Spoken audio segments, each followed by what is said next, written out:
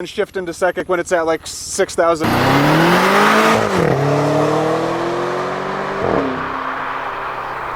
That was awesome. Last week, I rented an e70 X5M from a cool guy in Utah.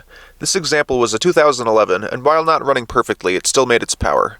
As people have said for a decade, this is a spectacular car in virtually every way. Finally experiencing it myself, I find it to be so outrageously good, I just have to keep telling people about it. I'm just reviewing this car, trying not to speed too much, you know. Sounds good to me. With its immense handling and performance, it hits that automotive sweet spot enthusiasts crave, yet is so good for everyday tasks.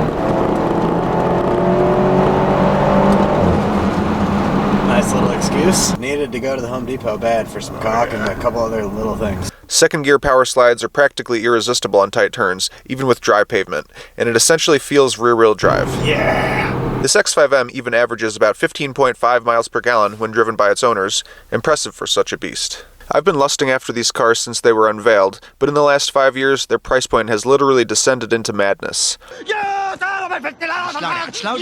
It's well known that every glorious BMW depreciates like a brick for many years, before being gradually sought after by those with taste. Like its e60 M5 brother, the e70 seems to be at or near the bottom of its cycle. I don't expect these cars to dip much below 15,000 for a working example, and rightly so. It's hard to imagine that such a capable and brutally powerful car costs so little, but here we are. Those less educated will pipe in at this point, claiming these cars are a maintenance nightmare and totally unreliable. Like every advanced machine, they do break, and the S63 has a variety of potential weaknesses, but by now, these are so well documented in routine that it's absolutely worth the risk.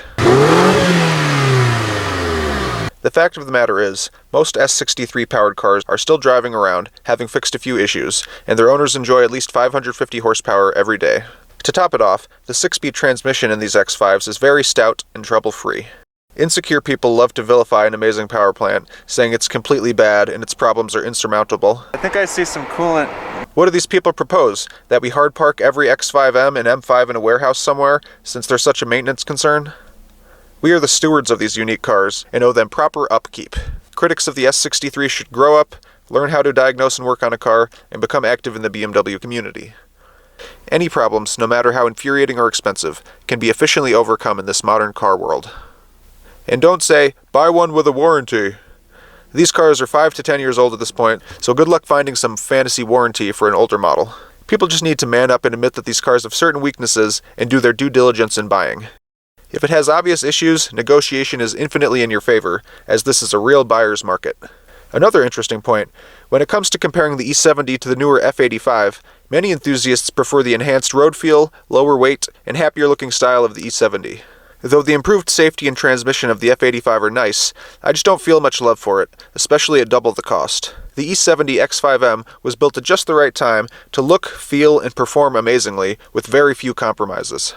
As we move forward with electrified and autonomous vehicles, it's safe to say nothing quite like this will ever be built again.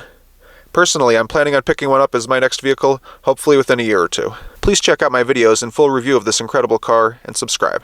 Thank you and happy motoring.